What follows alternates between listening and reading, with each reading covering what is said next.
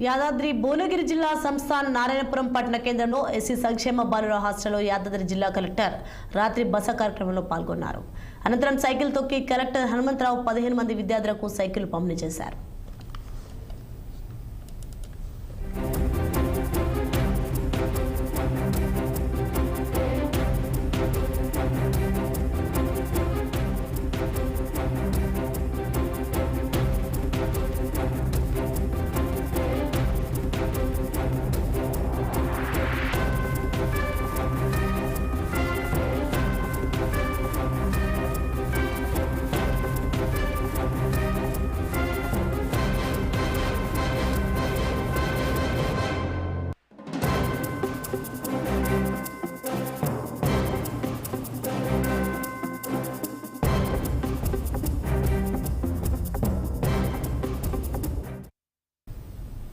Rachakonda CP Sudheer Babu Yadadri zone పరిధిలోని